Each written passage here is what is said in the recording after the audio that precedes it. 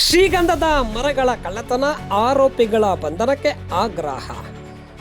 ಚಳ್ಳಕೆರೆ ತಾಲೂಕಿನ ಕಾಲುವೆಳ್ಳಿ ಗ್ರಾಮದಲ್ಲಿ ಈಚೆಗೆ ರೈತರ ಜಮೀನುಗಳಿಗೆ ನುಗ್ಗಿರುವ ಗಂಧದ ಮರಗಳು ಶ್ರೀಗಂಧದ ಮರಗಳನ್ನು ಕತ್ತರಿಸಿ ಕಳ್ಳತನ ಮಾಡಿಕೊಂಡು ಹೋಗಿದ್ದಾರೆ.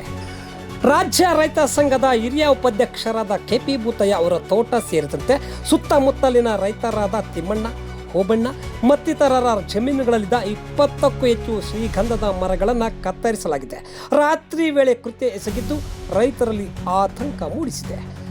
ನನ್ನ ಜಮೀನು ಸೇರಿದಂತೆ ಸುತ್ತಮುತ್ತಲಿನ 10 ರೈತರ ಜಮೀನುಗಳಲ್ಲಿದ್ದ ಶ್ರೀಗಂಧದ ಮರಗಳಿಗೆ ಖದೀಮರು ಗುಂಪೊಂದು ಕೊಡಲಿ ಬೀಸಿದ್ದಾರೆ.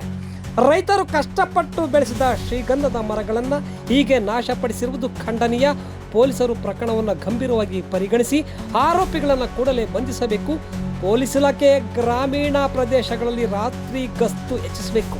ಶ್ರೀಗಂಧದ ಮರಗಳ ಕಳ್ಳತನದಿಂದಾಗಿ ರೈತರು ಶ್ರೀಗಂಧದ ಮರಗಳನ್ನು ಬೆಳೆಯಲು ಮುಂದಾಗುತ್ತಿಲ್ಲ.